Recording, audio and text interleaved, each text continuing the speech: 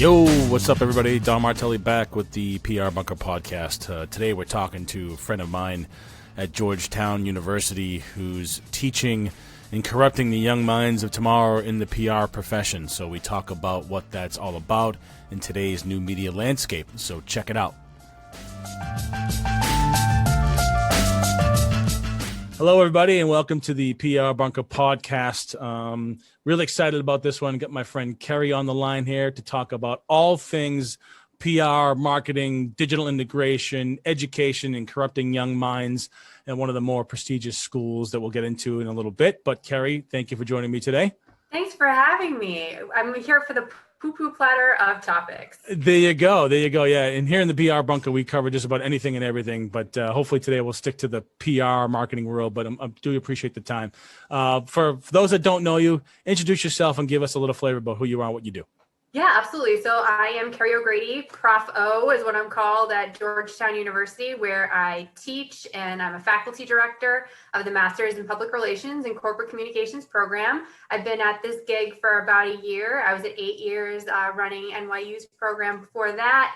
And then I was in corporate. So I come from the corporate world. I was at MSNL and, Meredith and Rodale when it still existed, and all other places. So I have in total about 15 plus years. And I love it every day. Yeah, it seems like our paths have crossed a number of times over the years for us young chickens out there. I think whether it's Northeastern, MSNL, I mean, you name it, I think we've crossed paths in a number of ways. But it's funny how the world works that way. Us, those folks in PR, we always come back to each other in some way, shape, or form, right? Always. That's why you got to be nice to everybody. Well, I remember, maybe 6-7 months ago, you invited me to corrupt some of the minds in your class about thought leadership. And I was like, all right, a room full of young minds, and I have the microphone. I could talk as long as not as long as I want, but as long, for a few minutes. I was, hell yeah, let's do this. And I think we talked about thought leadership. Love for you to talk about how you talk about thought leadership with your class. And for me, as a former print reporter, it means one thing, but as you're discussing thought leadership in the grand scheme of PR and marketing communications, how is it framed in the education world these days? And what are you talking about to your students about as it pertains to thought leadership? Yeah, well, first and foremost, you did an excellent job corrupting the young minds of my students. So the check is in the mail. You're welcome. I love that you brought in the differentiation, because even in PR, thought leadership has morphed in the past year, I think, with COVID and social injustice and the election, right? I think pre-COVID, thought leadership for PR was, let's get our CEO out there to be an expert in something. Let's have him do a speech. Let's have him do a conference, or him or her. And now it's really about being that brand or that individual that people want to seek information from, because you're trustworthy and you're credible. And that is what people are looking for right now. So it's more along the lines of how you present yourself, the ethics that you put out there in the marketplace, and how your reputation is really becoming more of a persona in the marketplace. And so where do customers and stakeholders get their information? Usually from their peers. And we want a brand or a CEO to be a peer at this point. Sure. So that said, how are you functionally teaching the students about activating thought leadership campaigns? What goes into activating that campaign? Yeah, so right now we're really teaching students, we're actually kind of going back to basics a little bit, which is interesting. I think PR has morphed into, over the past 10 years especially, has been, we had the press releases and we had the faxes and all that stuff. And then we got to big, shiny social media. Let's do everything on there, right? And now we're really focusing on the person and the humanity, and that actual traditional definition of building mutually beneficial relationships between an organization and its publics, right? So what we're doing in campaigns is thinking about what's the value and why should they care, the key stakeholders. And if you can't answer that question, then it's not going in the campaign, period.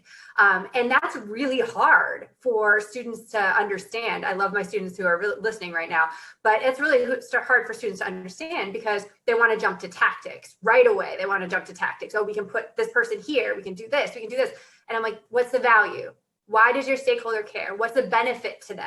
If you can't answer that, then it shouldn't be going into campaign. It's more important for PR practitioners to know the audience they are going after inside and out, demographics, psychographics, and insights. And then you can create the tactics that are going to engage them. It's funny because we have clients, the Belfort Group, and folks that I've worked in the past that always talk about, well, we need to be on, enter social media channel name here. And I always ask the question, why? Well, we think because that's where we want to communicate best with our audience. Well, why? I feel like I'm a 3-year-old. Why? And eventually there's a business case for activation, but to your point, it's about the audience and the action you're trying to evoke versus the channel. The channels are just, part of the execution. It's just really that psychographic and the journey you're trying to take that customer on. That's really important. So it's good that you're corrupting minds in that particular way. What about measurement? I mean, thought leadership is one of those things where if I'm selling widgets, I can measure that I've sold 50 units of widgets. How are you talking to your students about sort of just the effectiveness of these campaigns in quote unquote measurement? Which is a tough thing in PR, right? I mean, PR has always been knocked about impressions and page views and things like that. Well, just views in general, listen to their ears. I mean, how do you measure a thought leadership campaign? Well, I find it really interesting that you said that, because I think, even though we have like Barcelona principles and we have like all of these things now that are like supposed to measure public relations, right? What we're really measuring is hearts and minds. And I know that seems very subjective, but you actually can measure those things. And so what I'm doing is teaching students that you have to look at sentiment. You have to look at how people are being covered in the news, how your clients are being talked about online. You need to actually understand who's engaging with these posts and what they're saying. Likes don't matter. Even sometimes share, maybe unpopular opinion, but shares don't really matter that much either, I don't think. It's really about the conversation that's happening on the platform. And what you want to do, and I just taught this the other night, you want to look at positive, negative, neutral. Okay, whatever is being said in the marketplace. And you want to actually count and figure out who's saying the good stuff, who's saying the bad stuff. And then I want you to focus on those neutrals, because those are the people that are going to either make the sale, get you to where you need to be. And then the other thing about measurement that's interesting that people don't think about is that it's not just about the end results. It's not about the end game. Engagement is everything. It's asking for more information. It's clicking on something. It's getting interested in something. It's responding to your tweet. So traditional metrics need to go out the window, and we need to get more creative about how we're actually changing opinions and changing minds about things. Yeah, your point about action is one that hits home, because that's often what marketing, communications, and PR is about, just getting people to do something, right? And one little case study I want to bring up that I'd love to get your take on, which is a new way to do influencer relations, I feel. So we have a very loud white German Shepherd who likes to bark at everything, right? And so we post photos obnoxiously about Daisy Martelli on all social media channels. Follow her at Daisy Martelli on Instagram, by the way. And oftentimes we'll get hit up by just brands. Oh, we love to use this photo in our campaign, blah, blah, blah. And we just say yes, because we love it. Obviously, it's good exposure for the family. But the other day, had a company reach out on a post about the dog, and they were offering us to have the dog be included as like an ambassador of the brand, right? And be featured in their content and blah, blah, blah. So this would be great. I'd love to do it. So I get a direct message from the folks managing the channel, basically saying, well, for you to move forward, we'd love to, look at the products on our website. Here's a very steeply discounted code, basically almost asking me to buy a product, to use the product with Daisy so we could take photos of her and then promote it. But I'm thinking, okay, one, they played into the fact that they know I love my dog and I want to promote her because I want to have her on social media because she's a good looking dog and I think it's pretty cool. But then they're also dangling in front of me, the fact that I can quote unquote buy their product, which is basically they're selling me to buy the product as a way to become an ambassador. I'm like, that's a whole new way of influencer sales marketing, not influencer relations, but really using the influencer marketing kind of bucket and the feeling of influence to drive sales. I said, that's pretty creative. I'm totally going to rip and steal that somehow. I'm going to use that for one of my clients. But what I'm bleeding towards is a question here, which is basically, I'm sure you can teach this stuff over and over and over again. How has your curriculum changed? And where are you thinking about moving things forward in the next month, 2 year? Where are things headed in terms of just the delivery of education and curriculum when it comes to PR? Because this is an ever-changing world, an ever-changing industry. And you have to be on the super edge of that, because the folks you're educating, won't be really working like we have been for another, what, year, 2, 3, 4, who knows? How is it changing? What are you doing to address it? Yeah, I actually would just like love to comment on your influencer part of that for Feel just free. a second. Fire away. Because like to get my take on that, it's actually very common now for people to reach out, brands to reach out and have you pay to be an influencer. And the reason why that is because everybody these days wants to be an influencer. So there's that aspirational component of a brand reaching out to you to say, I want you to rep my product. Here's your discount code and all of that. And people are actually falling for it. But for all of you out there, know that that is not influencer relations. That is pay for play. And yeah, good point. That's a completely different schema. But that's a podcast for a different day. Yeah. Well, do you cover influence relations at all in your coursework? Oh yeah, for sure. And influencer has it has morphed into a jargony term, right? Sure, Everybody is an influencer now. And really at the end of the day, nobody's an influencer. People gravitate to who they trust and who they want to listen to. Good point. And that is an influencer. So if you're going to pick an influencer for something, I put that in air quotes for all of you because I honestly think there needs to be a better term than influencer. Yep. Somebody who can make change on a certain topic, who can influence decisions made about that product or service, that is who you want to be a spokesperson for your brand. And you do not ask them to pay for their engagement. Valid. So Daisy deserves better. Yeah. I love it. Yeah. Woof. Right. Hashtag woof. I love it.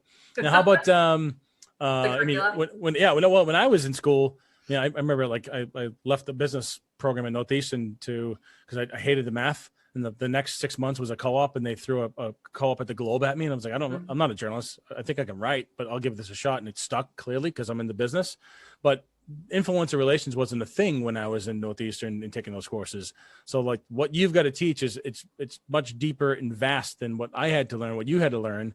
What does that look like from a curriculum design? How do you stay ahead of it all? I mean, what's that madness look like?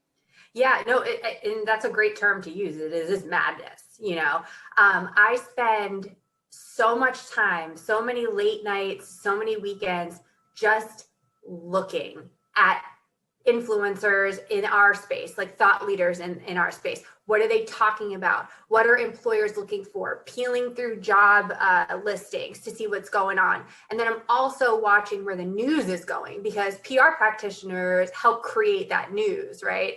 And so what do we need to be prepared for? What are people looking for? And so what we're doing right now at Georgetown in our program is that we're trying not to be trendy.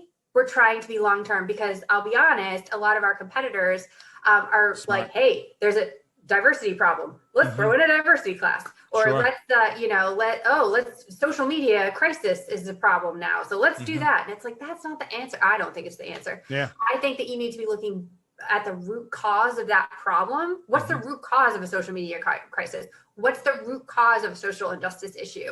And we're really creating our curriculum around that. So for example, we just launched a PR history class that is all about call-in culture with the students. And what I mean by that is that we realize that a lot of our students don't understand the history that got us here, right? How did we get to where we were last year with George Floyd's murder? How did we get here? Well, we have 400 years of history that you need to figure out. And we're not going to teach you 400 years of history, but we sure as heck are going to tell you about the people that you need to be mindful of when you're making decisions for your client that really influence this space. Same thing with COVID-19. A lot of educational institutions are putting in COVID classes, and we, as my team, who's amazing, we were like, no, what needs to happen is an emergency and disaster management class that is cross-listed with the experts who do it in the emergency and disaster management program. So now we have a very specialized curriculum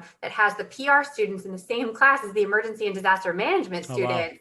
Wow. And they're learning how to talk to each other so that there's no miscommunication when you're out in the field. And so that's really how we're approaching education. And I find it really exciting. Like, this is what I love to do, is create opportunities for our students to be an asset to your firm, that you can say, you know what, we need that. And that's I'm really proud of that. That's really, really smart. I love that cross collaboration because you're right. I mean, it reminds me a lot of what business schools are trying to do with, designing programs to infiltrate, bring the engineering folks in, and because, business in general, I mean, it touches many components and many skill sets. So that cross collaboration is fantastic. Well, we're up against my mark a little bit, but I'd love to, if people wanted to learn more about you and the program, where can they find you?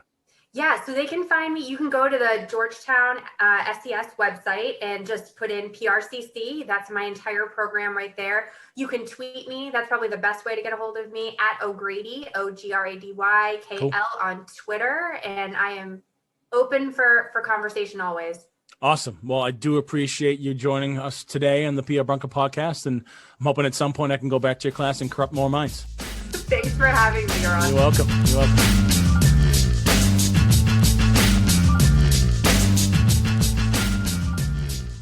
Thanks for joining me on the PR Bunker podcast. This was a fun one. I always thought about what it would be like to go back to journalism school, which would be much different than it was when I was in school years ago. But it's good to understand how the young minds of tomorrow's PR game are being taught and what's going on in the classroom there. So appreciate Kerry taking the time out from Georgetown University to do the session with me today. In the meantime, you can find other episodes of the PR Bunker podcast on Spotify and Apple, and of course on prbunker.com. And I'll see you guys next time.